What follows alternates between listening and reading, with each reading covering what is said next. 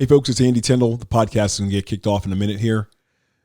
For today's episode, it really focuses in on the idea that there are no trivial moments in life. And that the only trivial moments are the moments we don't pay attention. And that's not my quote, but that's a quote from our guest, Clif Smith, who's an author, an inspirational speaker, and a mindfulness expert who's about to release a brand new book called Mindfulness Without the Bells and Beads. Clif is really focused in on this topic and feels that it can help so many people. And I thought maybe we can get his definition of mindfulness. We can get to understand the 3 skills that he learned that changed his life to help him go from being homeless at one point in time to becoming a Harvard graduate. I really, really hope you get as much out of this episode as I did from interviewing Clif. Please enjoy.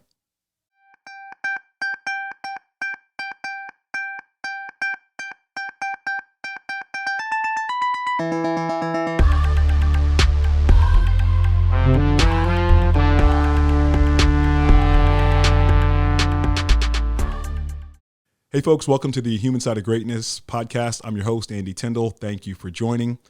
Today's episode focuses on one word, and that word is mindfulness. And we'll get to hear a great story from our guest about his journey as it relates to mindfulness and what he's doing in the world today. Our guest is a former Army Chinese Mandarin linguist. He's a former diplomat, obviously an author with a brand new book on the way coming out. And just happens to be a Harvard graduate. And for today, I want to highlight his great new book coming out titled Mindfulness Without the Bells and Beads, Unlocking Exceptional Performance, Leadership, and Well-Being for Working Professionals. Folks, please welcome to the show, Clif Smith. Happy to be here, Andy. Thanks for the invitation. Look forward to the conversation. Absolutely. Thank you for being on the show. So at the top of every show, we kick off with just 2 simple questions for our guests.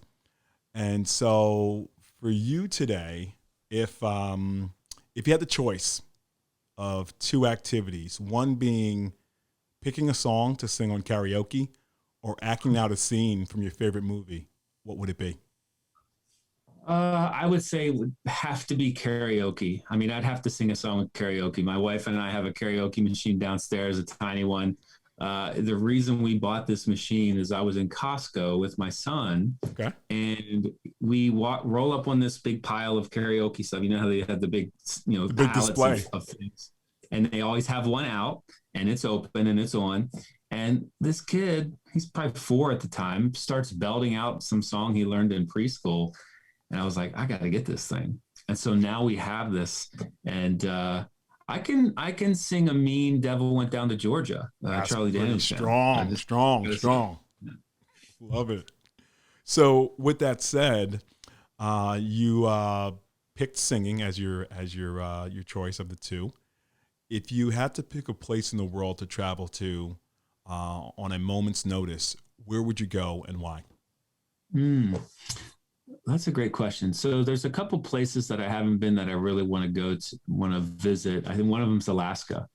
I think it's one of the last places that has so much sort of untouched forest, sort of old growth, a lot less sort of urban sprawl and things like that. And so there's I have this sort of idea of one day it will be nice to live in a cabin. It's in the middle of like 100 acres. You can't see anybody, no neighbors, and it's just, true quiet. Wow. So to me, that answer is phenomenal. And it also sounds like the perfect escape or perfect place to practice mindfulness. It can be conducive to that, that's for sure. But I will say you can practice mindfulness anywhere at any time. And maybe that's something we'll talk about today. Yeah, absolutely. Looking forward to digging into the book quite a bit. I read it. Fantastic, well-written book. And I believe from our discussions, you told me that you wrote the book during COVID back in 2020. I did. Yeah. So sort of the genesis of the book, I do this keynote at EY where I work, and I do this externally. And it's really my personal journey. And then it's an introduction to mindfulness. And I frame mindfulness in a pretty unique way. A lot of people talk about mindfulness one way, and I think it's a very narrow way. And I talk about it a different way, and we can get into that. Yeah. But I delivered one of these keynotes to about 4,000 people in Orlando in December 2019. And somebody in that audience whose fiance is an acquisitions editor at Wiley and Sons Publishing. And she called her fiance shortly after the presentation, said, "You should talk to this guy. I think there's a book here." And this guy emails me out of the blue. And I sort of think it's a scam. Like, I don't get emails from potential publishers asking if I've ever thought about writing a book. And so it took me a little while to respond to this individual. And I responded eventually and said, "Hey, I have thought about writing a book. Who are you?" And that led to a conversation in the beginning of 2021. And I sent him a recording of the keynote. And he said, "I'd love for you to write a proposal about the book that you would write, if you could write one." And I wrote a 10-page proposal, came up with a table of contents, and he presented it to his editorial board, and they loved it. And so that turned into a little bit of a negotiation about, I've never had a book publishing agreement before. I didn't know anything about what I was doing. I had to get approval from my employer, went through that process, and started writing during the negotiations, because I was like, this is definitely going to happen, because I'm essentially going to accept anything to get this book deal just because I'm so excited about it. Yeah. And I was just looking at the date the other day. I inked the deal with Wiley on April 22nd, 2020. The book will be on the shelves 20 April 2021. So wrote it, edited it, had other people edit it, got it all done, and it will be 2 days shy of a full year that it will be on shelves. That is... Now, I was writing it before I inked the deal, but I spent a lot of my time doing it.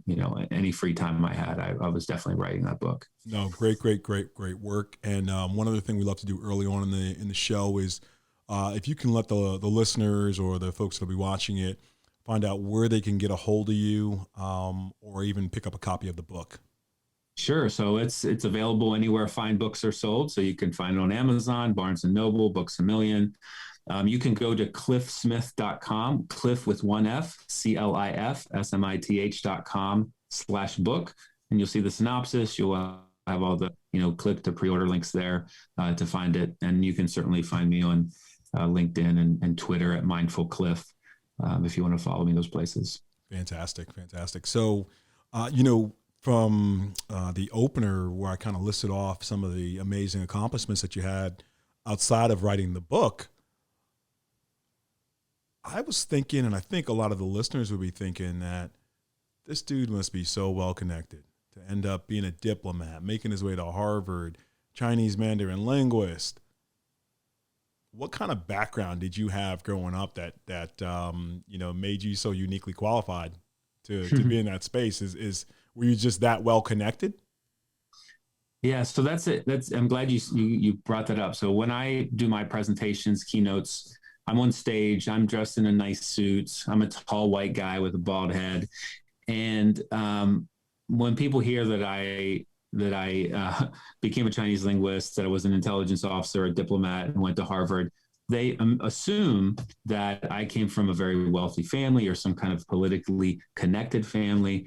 And when they find out that my first home was a trailer home, when they find out that I was raised by a single mother of three, when they find out that I grew up on welfare and lived in government subsidized housing for a lot of my childhood, it doesn't compute. I mean, it is something that is totally the opposite of what their brains assumed for them. Their brains interpreted automatically. And quite frankly, I think that's why I got the book deal, that the way I was able to use some of the principles of mindfulness at a very early age to break out of some of the unhelpful internal thoughts that people have when they come from that kind of socioeconomic status. It's very difficult to think that you have anything available to you other than some local job that you know, like in harsh factory conditions, something like that. That, you know, not that there's anything wrong with those jobs, very important No, job, no. but many people in that situation have a tough time envisioning anything beyond that, and it's a real tragedy because there is a ton of talent in our country, and they're not coming from families that have a ton of money, or a ton of resources, whether it's money or access to, you know, human capital connections and things like that. Yeah, it's it's terrible for such a great country like ours to have that as a situation that's occurring while we have so many others that are actually prospering. But I think in your book you actually talk about choices, and choices are a main driver, and obviously our mindset is a main driver of how far we go oftentimes. So unfortunately, some folks haven't changed that mindset that surrounds them or that they've been involved with for so long. So Mm-hmm. just very, very interesting. And so, you know, in my reading of the book, very well written, loved it. So many great quotes in there. You start off, and in your childhood days, you acknowledge the fact that you came from a very lower quality socio income background, that sort of thing. Um, but what I thought was the light was Taekwondo. So can you Yeah, talk to us about Taekwondo, man? this is one of those things too that, you know, no one gets to where they are without some serendipity, without some luck at some point, right? Whether it's early or, I mean, I think luck shows up a lot of times in our lives, and there's some preparation that is involved in taking advantage of that luck, and we can talk about that. But my mom entered me. I loved karate when I was a kid. Kung Fu. I had Kung Fu magazines. I saved up my money wherever I could scrape any together. And there was a corner store. It was called Culp's News. It's not even in existence anymore, but they had Kung Fu magazines. So I had all these magazines. My mother knew I loved Kung Fu and karate. Well, we couldn't afford to go take karate lessons, but there's a program, or there's a company called SOS Taekwondo, Yeah. and the head of this school, the owner, he submitted basically started a contest and said he was going to give free lessons for 2 months to 5 low-income youth. 2 months. And my mom, yeah, 2 months, and my mom entered me into this contest, and I was one of 5 lucky kids who won. And that program, I was in it for initially for 2 months, and then the newspaper did a spread about it, like that he was doing this, and 3 of the kids quit, and 2 of us stayed. And the paper interviewed my mom, and she said, oh no, interviewed me during one of these lessons. And I said, you know, my mom is going to keep me in the class. She's going to get rid of HBO and cable so that she can afford it. Dude, that's sacrifice right there, man. Whew. I know she's an amazing woman. And the Master So heard this and immediately said, these 2 kids can stay in for free as long as they want. And it was just such generosity. And it was in that program, if I could continue, it was in that program that I learned 3 things that, when I started to apply them in my life, absolutely changed the trajectory of it. The first thing I learned was learning to become mindful of unhelpful internal dialogue. Those internal thoughts that we have that say, I'm not good enough, I'm not smart enough, I'm not rich enough, I'm not whatever enough to even attempt to do the thing I'm interested in. So learn to become mindful of unhelpful internal dialogue and move forward despite it. The second thing was learning to become mindful of fear, learning how fear shows up in my body physiologically, learning how it shows up in my mind, and learning to move forward despite the experience of fear. And then the third thing was all about focus and concentration, learning to keep my attention where I wanted it to be, as opposed to where the distracting world wants it to be. And those 3 skills alone can change a life, right? If you can get out of your head, not let the inner critic rule your life, if you can be comfortable in the presence of uncomfortable feelings, like fear being one of them. Yeah. And if you can focus on what you want to focus on, as opposed to what media, social media, traditional media marketers want you to focus on, you can go anywhere in life and you can truly do anything. And I think I'm an example of that. So based on your family's living situation back then, right? Was it that you guys were living on the streets? Were you kind of couch surfing, as the young kids say today? Like, what was the living arrangement like at that point in time? Yeah, it ran the gamut. So my parents moved from, they got married when they were fairly young. They moved from Gettysburg, Pennsylvania to South Carolina. So my dad could find some work. That's where I was born, in South Carolina. That's where we lived in a trailer home. And I lived there for about 2 years. My parents got divorced, and then we were back in Pennsylvania. My mom got remarried. So when we went back to Pennsylvania, we lived with my aunts and uncles. And then my mom got remarried a few years later. We moved to Florida. We were there for a few years to about first grade. I failed first grade. I mean, my academic history prior to Harvard is not that great. And then they got divorced. We came back to Pennsylvania, again, living with my aunt, living with my uncle. And then my mom got married a third time. She wasn't married. She was in a long-term relationship. They got married eventually. And that's the person she stayed with for 30 some years. But it was in those first years, probably from 0, from 1 to 12, 13, that we were, we were staying at my aunt's, staying at my uncle's, having a place for a while, moving out. And we probably moved 6 or 7 times in the same town just to get a better deal on rent. I mean, I remember even in high school, middle school and high school, I wore my uncle's Army issued field jacket for years just to save so that my mom wouldn't have to buy me a jacket. So that was like your winter coat back in the day, or like your fall jacket, so to speak, up in the Northeast.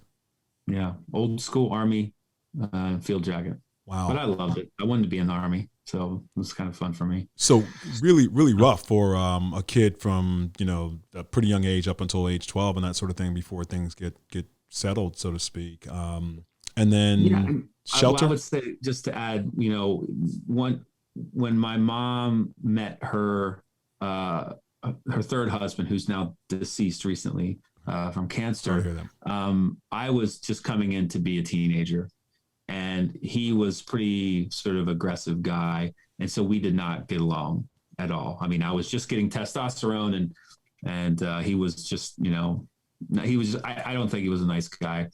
But we butted heads. And so, it was a really rough time through my teenage years. And I think a lot of people have rough time in their teenage years. But fortunately, I had some great uncles and I had some older cousins that were able to model some sort of positive masculinity for me. And I had some great friends. And I probably spent a third, or, maybe even a little bit more than a third of my evenings spending the night at a friend's house because I didn't want to be at home.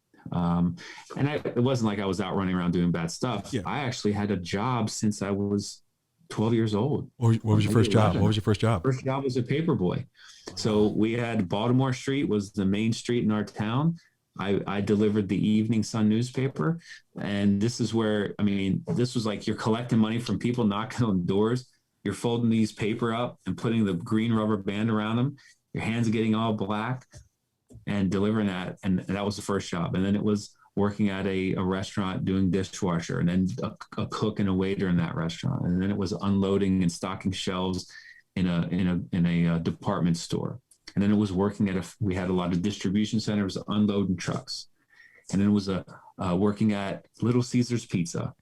And then it was working at Hanover Wire Cloth Factory, welding like pieces and parts of airbag mesh. And this was the entire time from 12 years on.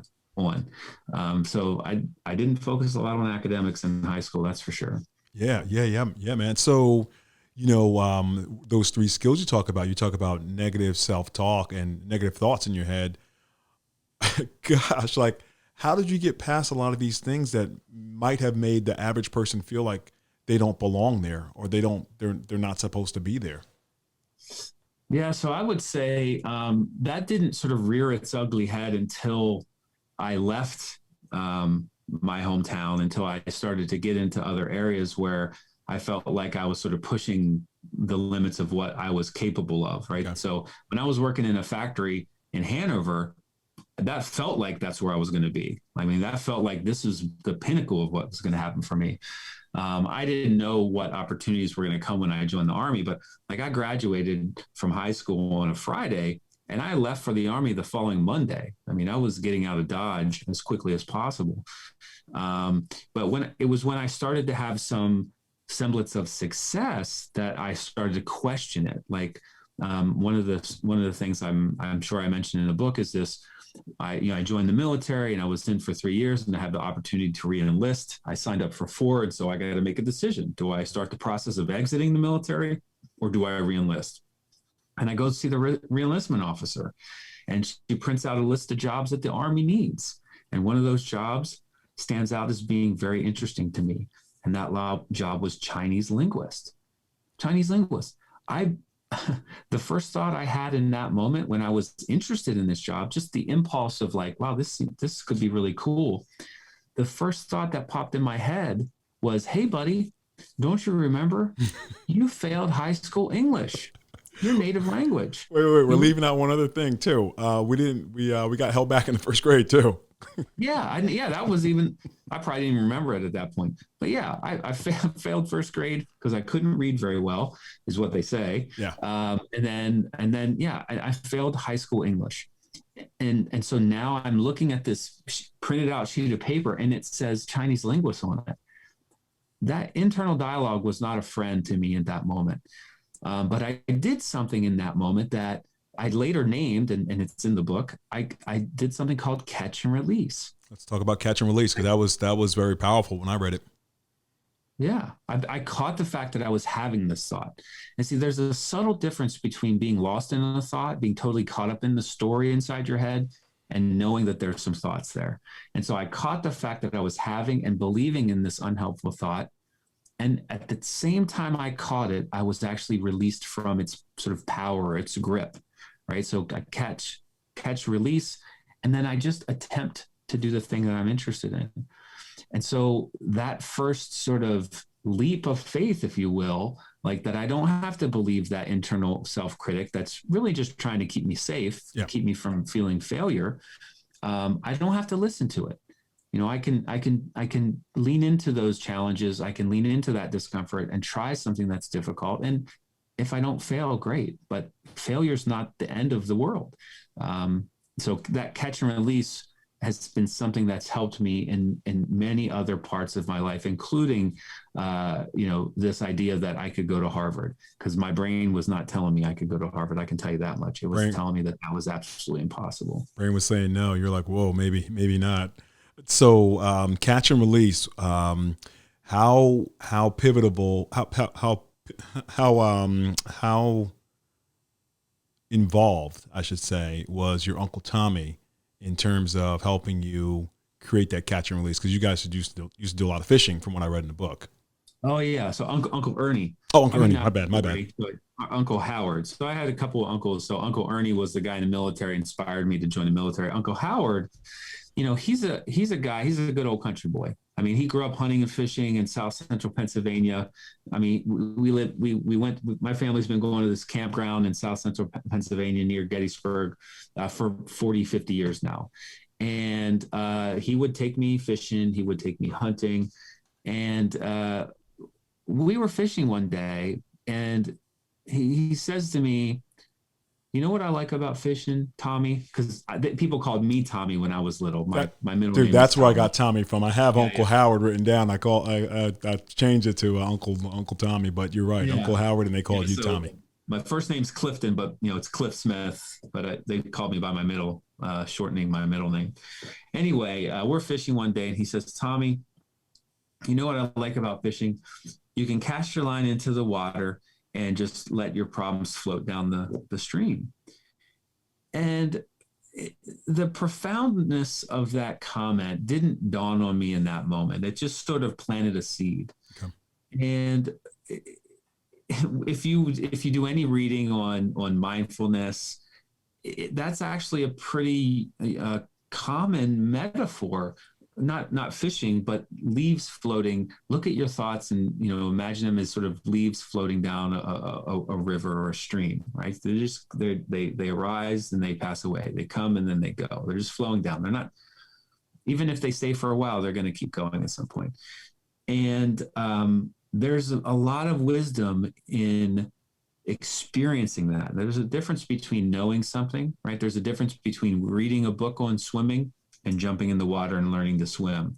And a lot of people, I think, have intellectual knowledge about what mindfulness is and what it isn't, but they don't have the experience of what it can do and how it can do. Anyway, that metaphor that he shared with me stuck. And he planted it and then it blossomed later, I should say, where I started to be able to notice, well, that thought is here, but it's not always going to be here. And it's just a thought. I mean, it doesn't have any power of its own unless I give it that power.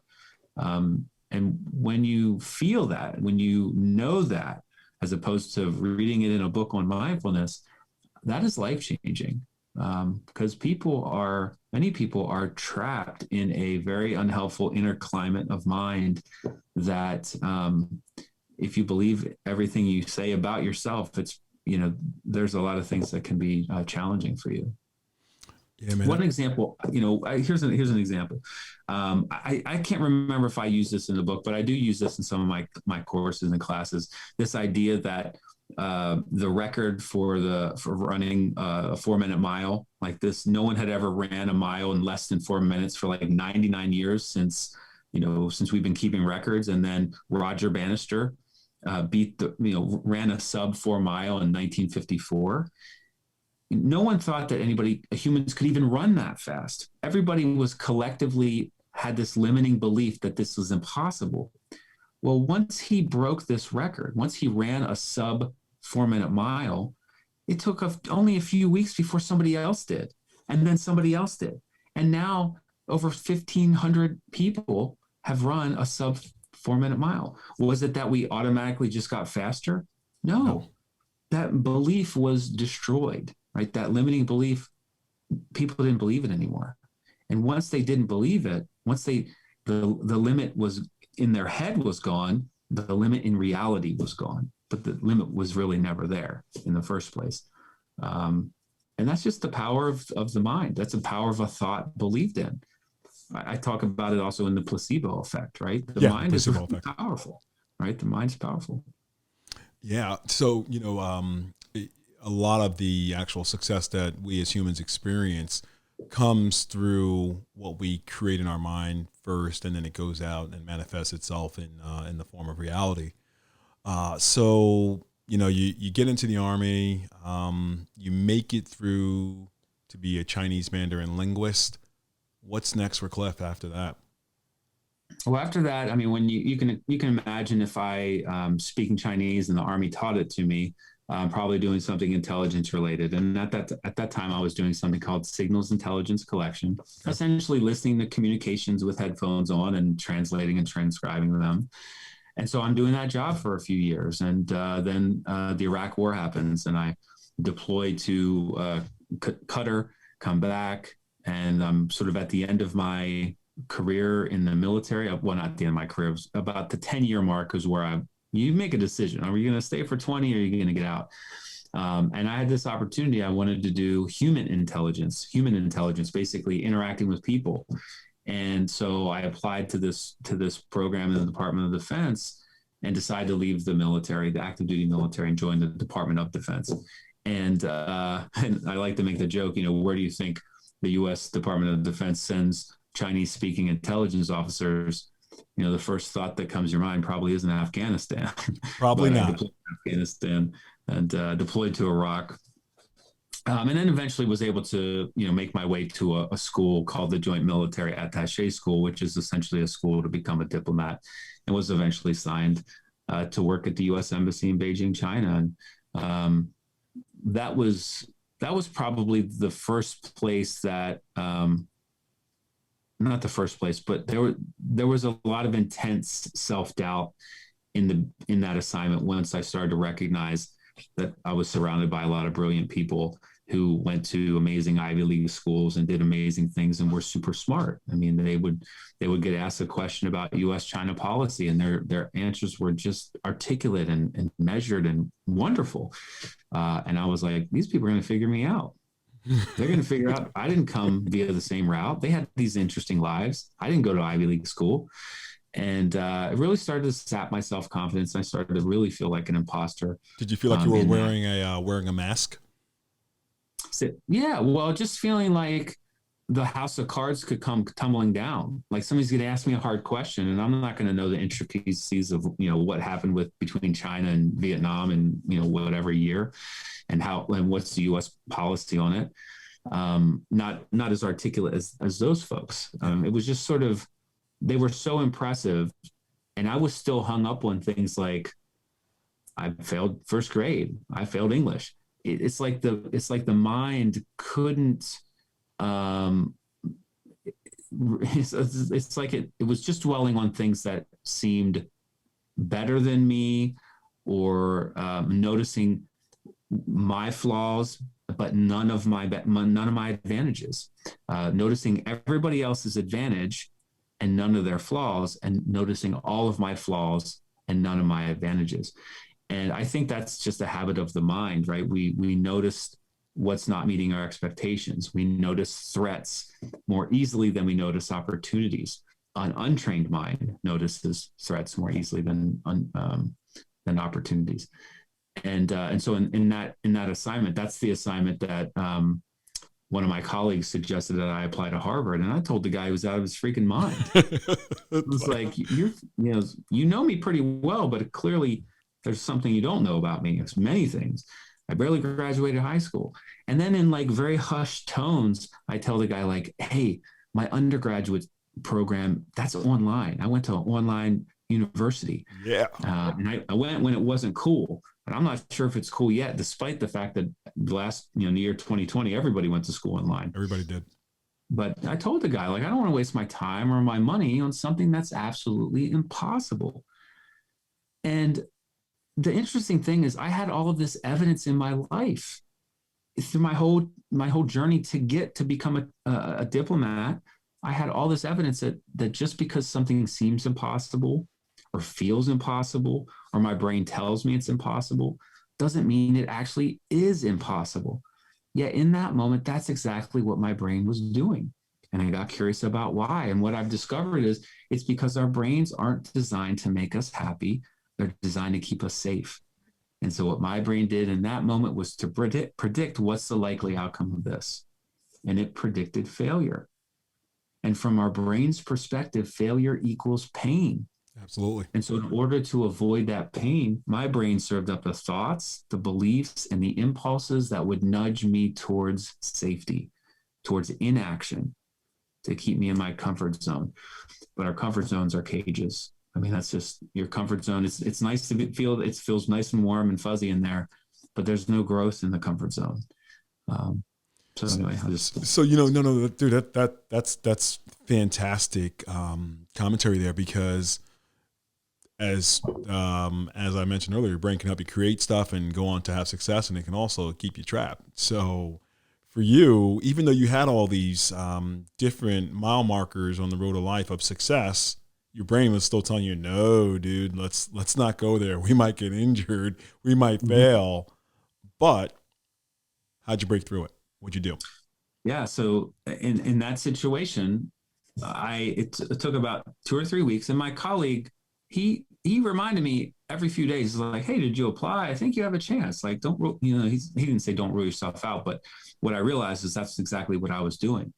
My catch and release system was offline. But then I caught the fact that I was creating and believing in this elaborate story about how I knew how this was all going to play out. And really all I was doing was ruling myself out. I wasn't even letting Harvard rule me out. And so I decided to do the only thing that I had any control over. The only thing I had any control over was, do I do an application or not? And so I did the application, which not a trivial matter, and applied. And much to my surprise and everybody else's surprise, I got accepted. It was one of the most emotional days of my life. I mean, I call my mom from China, 12 hours difference. Yeah. I'm so emotional on the phone. Now, let me just a little bit of backup about my mom. My mom would cry if I left for a long weekend. Oh, wow. Right? I'm in China, calling her, letting her know that I got accepted to Harvard. I'm so emotional. She says to me, maybe you should call me back when you get yourself together, which is hilarious because she was talking to her baby. But that's when I really realized that, mindfulness is such a powerful tool for helping us uncover and transcend our self-limiting beliefs and other psychological barriers to our success and our happiness. And that's what inspired me to become an executive coach and to become a mindfulness teacher. Yeah. So from the standpoint of mindfulness, some folks understand what it is. Some folks totally don't understand what it is. Some folks have their own conception that may or may not be accurate. What is your definition of mindfulness, and where do you base that definition from? Yeah, so I mean, my definition is based on, but slightly different than the definition from a gentleman named John Kabat-Zinn, or Dr. John Kabat-Zinn. Yep. He started a program called Mindfulness Based Stress Reduction at the University of Massachusetts. It's one of the most well-researched program on sort of medical intervention of mindfulness. And his program's been around between 35 and 40 years now. It's been around a long time. He's essentially credited for bringing secular mindfulness into the US or into the Western world. And his definition is mindfulness is the awareness that arises when you pay attention to the present moment on purpose, non-judgmentally. Mine slightly differs. It's very similar. Mindfulness is your innate ability to keep your attention in the present moment on purpose without getting too caught up in our automatic thoughts and judgments, right? Yeah. The slight distinction there is mindfulness doesn't take away thoughts. Mindfulness isn't about stopping your thoughts. Mindfulness helps you pay closer and closer attention to your experience, your inner experience and your outer experience. And through that process, you notice what the mind does. You learn more about the patterns of the mind. And many of these patterns of what your mind is doing are hovering below the level of your conscious awareness. But those patterns of thinking, those internal beliefs, whether you're consciously aware of them or not, they're influencing you. They're certainly influencing you if you're not aware of them. Through the practice of cultivating mindfulness, these patterns move from being unaware of them to being aware of them. And once you're aware of something, that's the first opportunity at all you have to do anything about it. And so mindfulness is really just about paying attention and being present to your experience, as opposed to being lost in thought, mind wandering to the future or mind wandering to the past. And maybe it's better if I give you an example. Yeah, let's do it. And this is the example I use in the book. Say it's pre-COVID and we're having meetings still in the offices and things like that. And you're not a morning person. You're somebody who needs your coffee. But we're going to have a meeting. It's going to be 7 a.m. and it's way earlier than you typically have. But you know that it's going to be a catered meeting. There's going to be, fruit and bagels and coffee. And so you decide, you know what, I'm just going to leave the house early. I'm going to get to the meeting. I'll have my coffee there. For free, by the way. For free. Yeah, for free. You're not going to spend freaking $5 for it. And so you leave the house, you drive to work, you get to the meeting, you walk in the door, you see the bagels, you see the fruit, and you notice there's no coffee. What happens? Well, what happens is you say to yourself almost immediately, oh my gosh, there's no coffee. What am I going to do? Do I have time to run to the cafe? No, the meeting starts in 30 seconds. What a horrible way to start my day. I'm going to have such a bad day today. I'm probably going to fall asleep in this meeting. Now, you can see with your own eyes there's no coffee, yet you say to yourself, there's no coffee. Who are you talking to? Right? That's that voice we have in our head that tends to narrate our experience. And that narrative has a huge impact on our reality. And that one was slightly negative. It could go the other way too. Maybe you walk in the same meeting and you see your favorite coffee totally unexpected. And then you say to yourself, whoa, Duncan, this is awesome. My favorite coffee. What a great way to start my day. I'm gonna have such a great day. My favorite coffee. There you go. Right. And so that one was slightly positive. But again, there was still a part of your brain that felt compelled to narrate this experience for you. Again, this one tended toward the negative. Unfortunately, the narrative that often accompanies our experience tends toward the negative as opposed to the positive. And did you notice how quickly the mind slips into predicting how the whole day is going to go just because one small thing doesn't meet our expectations in the morning? And mindfulness helps us uncover those habits of mind and helps us transcend those so that when something doesn't go our way, yeah, it might be unpleasant and unhelpful in the moment, but a flat tire in the morning doesn't have to ruin your whole day. But for many people, that climate of mind and that narrative stays with them for not just the next 15 minutes, it could stay with them for the next 15 hours. And in some people for the next 15 weeks, things like that. Amazing example, probably a true life example for a lot of folks around the country, around the world. So in your book, what I liked, you had this one comment, and you said, I'm not asking you to stop thinking to practice mindfulness. I'm not asking you to do that. You said that would be like me asking you to have your lungs stop helping you breathe. You don't want to do that. Keep your brain involved, but just control and be aware of what's actually happening so you can predict a better outcome or reimagine a better outcome for your day. Is that kind of like on track? Yeah, so I think it's like asking your brain to stop thinking is like asking your lungs to stop breathing, and it's about as useful, right? I mean, secreting thoughts is what your brain does, and it's a useful tool. And there's a guy named Sam Harris who's written extensively on mindfulness, and I think I'm going to attribute the quote to him. I think he's the one who said it. Is mindfulness isn't the enemy of thinking; it's the enemy of thinking. It's the enemy of thinking without knowing you're thinking, right? It's when we're lost in thought, we're living in this inner created world that's, again, tends toward the negative that impacts our entire experience, our entire reality, right? It creates stories that aren't in service to our success or our goals or our happiness, right? And it can make otherwise lovely situations miserable. Yeah. Right. I'm sure everybody who's listening today can identify with sitting somewhere on a Saturday, whether it's in the backyard or whether it's in the back patio or whether it's on a freaking beach, and it's lovely outside. The sun is out. There's a nice breeze. It's not too hot, but they're consumed by stress because they're in their head thinking about their to-do list or something that happened 3 days ago. Right. And so mindfulness helps us get out of the story and into living our life in the present through our current senses, like living through our sensations right now. Right. So many people I know are sitting on their couch and they have a lot of food in their pantry and they have a job and they're sitting on the couch and their minds are creating stories that are making them miserable because of something that's happening outside in the world. Not that we can't be concerned about challenges in other places. Of course we can. But there's a difference between being caught up in rumination and story about how difficult things are when you have so much abundance around you, right? One of the things I often ask people in my class is, have you ever wondered how some people can be, this may also be sort of derivative of something Sam Harris said, but have you ever wondered how some people can be really happy or content despite really challenging situations, and other people can be miserable despite having, all the riches in the world?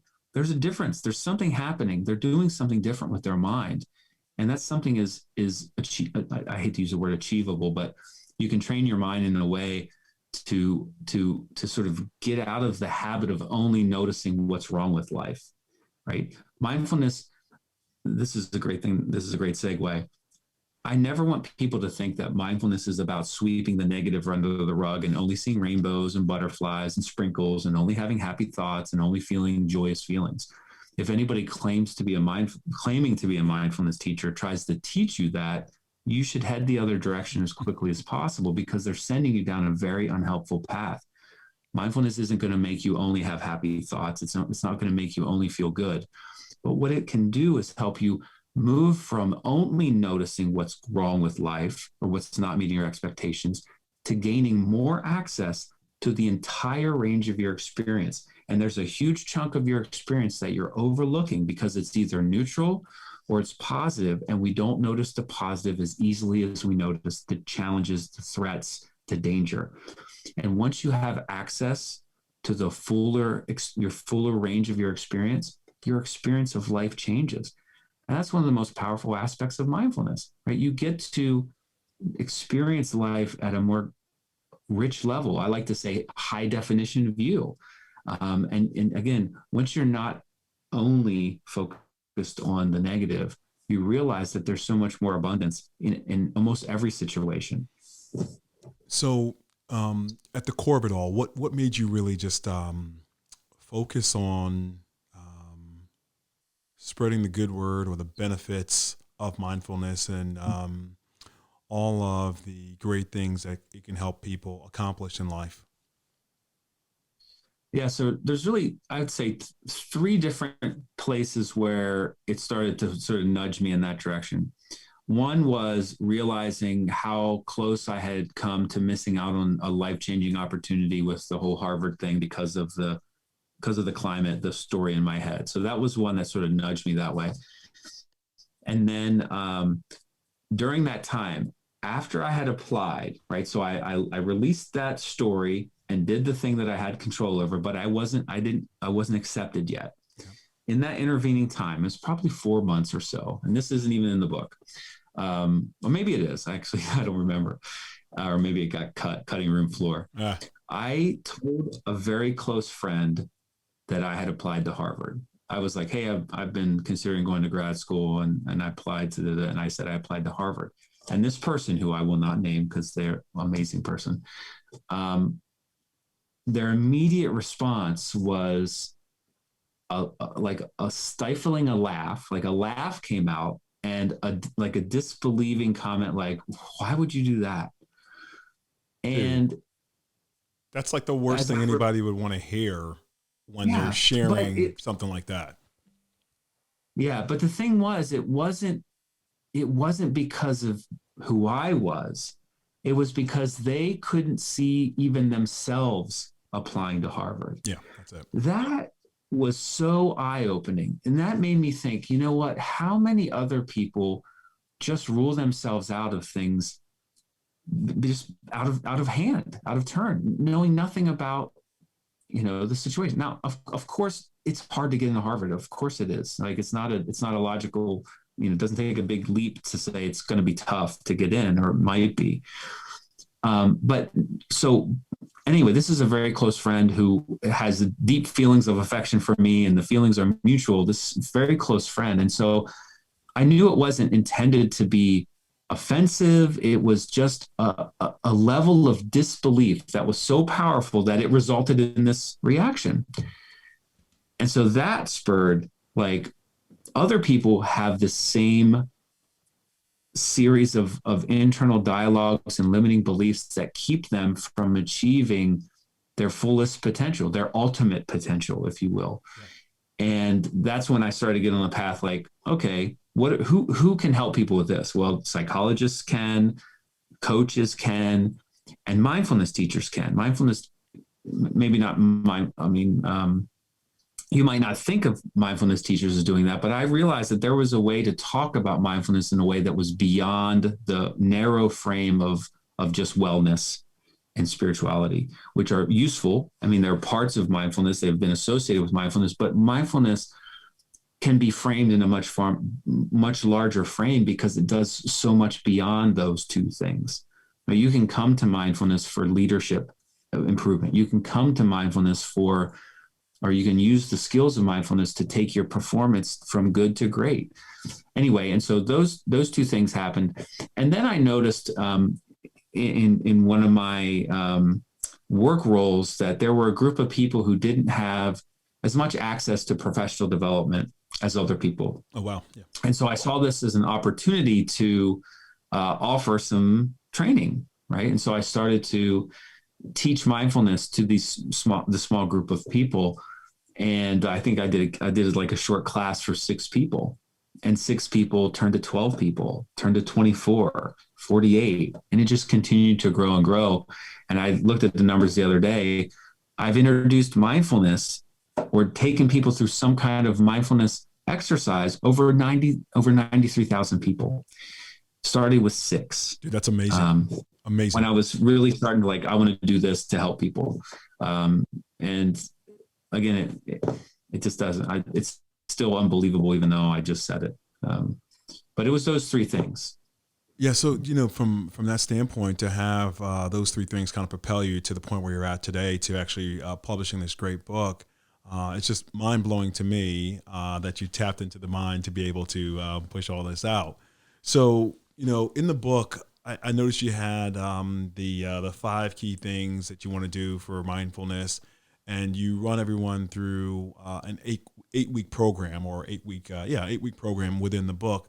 Can you touch on either one of those just to kind of give folks what they could, expect when they do pick up the book and start the practice of mindfulness? So I would say, the first part of the book is really designed to demystify mindfulness, right? The title of the book is Mindfulness Without the Bells and Beads. So the first, I'd say 7 chapters, I think maybe, is really designed to introduce people to what it is, and also spend a fair bit of time about what it isn't. Yeah. Because in the Western world, for sure, probably beyond, there are, despite the word meditation and the word mindfulness being very common words these days, there's a lot of misunderstanding. And then, unfortunately, there's a ton of deliberate misrepresentation of these words in an effort to get you to download an app or to try some kind of program. You go in the store and you see mindful mayonnaise, right? Things are going a little off the rails when companies are using the word mindfulness to try to get you to buy and consume more mayonnaise. And so there's a lot of conflation of these terms. And, there's some people out there that have training courses that might be something like executive presence. And then they hear that, hey, this mindfulness thing, this is selling. This is actually something really good. So I'm going to call my course the Mindfulness and Executive Presence course. And I'm going to download some stuff on Wikipedia and put it into my course. And I'm going to be teaching this. That happens a lot. I think I said in the book, if you search the term mindfulness, 264 million results come up like this, and many of them are not actually mindfulness. Anyway, so the first part of the book is really to level set, to peel away the layers of hype, the layers of unnecessary things. Right? You don't need a cushion. You don't need to burn incense or candles. You can practice mindfulness effectively and reap its benefits without adding anything into your life. You don't have to go buy a candle, a bell, and nothing. And then the second part of the book is really a fundamental journey to begin to layer a foundation of a solid mindfulness practice, right? So you start with the basics: awareness of breath, a body scan. And these are designed to increase essentially your sensory clarity, the ability to notice more and more details of your experience. And once you notice more details of your experience, you begin to notice some insights into your experiences or into how your mind works. Like I said, noticing different patterns of thinking. What does the mind do when it meets a threat to it, like someone disagreeing with them? Like, what does the mind automatically do? Because what we're trying to incorporate is this ability to move from essentially automatic pilot to awareness, to deliberate choice. So we move from automaticity in life to awareness and deliberate intentional action. And so it's a journey where you start with that, and then you deepen it, and then you deepen it. And then we actually go in the later chapters beyond mindfulness. And one of the things that I do that I think too many purveyors of mindfulness training don't do is I clearly tell the reader that this exercise we're about to do is not mindfulness, right? Even though it's lumped in with mindfulness all the time. That was in the book. Yeah.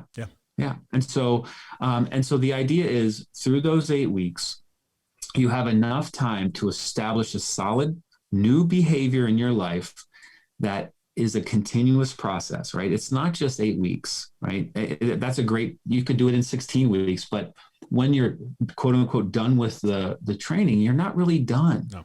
Right? This is not 8 weeks. it's not 8 months, it's not 8 years, it's 80 years if you're lucky, because there's self-awareness is a continuous process, because who you are is changing every moment, right? Who you are now is always giving away, sort of flowing away from who you're becoming.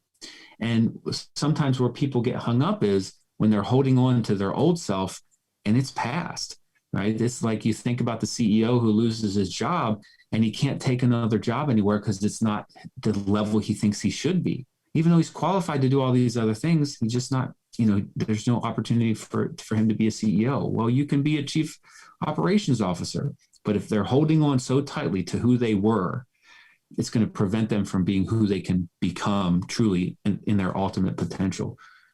And so that's sort of a quick down and dirty. Yeah, no. But and I want it to be a no nonsense guide. That's why I put questions at the end of every chapter of the week to week training of what are some common challenges and pitfalls and questions that people have as they traverse this new landscape, this new inner landscape that they really haven't been aware of for quite a long time. Not that there's anything wrong with it, right? I mean, this is just again, boosting your level of self-awareness and your ability to notice things at a granular level.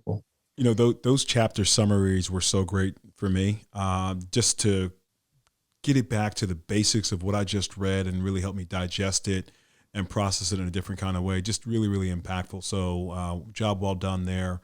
You had a couple key acronyms that really stuck out in mind for me as well.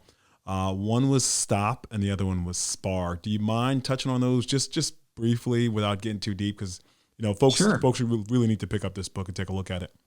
Yeah, so the STOP practice, I based mine off of one by an author named Elisha Goldstein. He may also be a doctor. I'm forgetting right now, but in one of his books, he outlines this practice called STOP practice, and I modify his a little bit. But STOP is an acronym. S stands for stop. You just pause in the moment. T stands for take a breath and notice the sensations of breathing as you're taking that breath. So what does that mean? That means like noticing the sensation of air going in and out of your nose. O stands for observe. So you observe something in your external environment. Maybe you notice your coffee cup or you notice the carpet pattern on the floor. And then you turn that observation inwardly and you notice what's the internal weather pattern. Like observe what thoughts are here, what emotions, not trying to push them away, not trying to suppress them, but just observing the fact they're here. So if there's anger here, observe the fact there's anger. If there's excitement, it doesn't have to be negative. Observe there's excitement. And then the P stands for two things: pose and proceed. Pose the question, what's important now? And then whatever comes up in response to that question can help inform how you proceed so that you can proceed with intention, right? So where would you use this? You could use this in the middle of a conversation with your spouse. Things are getting a little heated. You don't want to say something you regret. You want to be responsive, not reactive. You can invoke this little quick exercise or this quick technique and be responsive, be deliberate with how you're going to respond. And it sounds like you could do that in the middle of a conversation. Once you practice it, you can do it in 2 seconds, 3 seconds, 5 seconds. Let me tell you, Cliff, before you go on, as soon as I read that and I, obviously finished the book and all that kind of stuff, as soon as I read it, I was like, I think I can use this. And that's exactly what I started to implement it with conversations with my spouse and then with others as I kind of went along in the reading of the book. And I was like, okay, this is very, very useful. So I'm so glad we just paused and you covered that. And I'll let you go into SPAR as well, because that was also pretty powerful. Yeah, and one other place you can use that, and you can use it anywhere. It's an informal practice, but you can also use it between meetings, right? I work in a place where one meeting ends at 9 and the other one starts at 9, and you got 60 seconds to get to the next meeting. And that's not a lot of time. And you don't want to drag all the whatever baggage from the last meeting into the next one. It's a really great way to sort of reset and recenter. And then SPAR is really it's an acronym to help people communicate more effectively. So it stands for stop, pause, assess, recognize, and respond. And so STOP it's an acronym, the same thing. So you just stop, take a moment and just pause. So you're stopping, what you're stopping in the SPAR practice is like you're about to say something, you're about to do something that you regret. So you stop that. You pause to allow some time to do these next steps. And so assess what is the most wisest way to respond in this moment? Like, that's going to take into consideration them and you. Recognizing there's another person in this scenario, in this conversation. Right? We often we're operating from all of our own wants and needs and giving nary a thought to what's the other person, what their perspective is. There's no empathy involved in many cases, particularly when emotions are heightened, because a lot of times we're in sort of fight flight, and we're sort of defensive, trying to just, I'm right and you're wrong. And so recognize is a deliberate recognition that there's another person on the other side of this communication, whether it's through email, whether it's on a phone, through text, or a live conversation. Recognizing there's another human, they have a different perspective. It has to be different because they're another human. So it's going to be through their filters, recognizing that they have wants and needs, and that this is a joint situation. It's not one or the other. And then R stands for respond, right? And responding with having this pause, having this assessment, having this recognition, and then responding, right? And you're just much more likely to respond in a way that is win-win or mutually beneficial, if you will. And maybe even it can be something that's you recognize, you know what, this relationship is more valuable than me being right in this moment.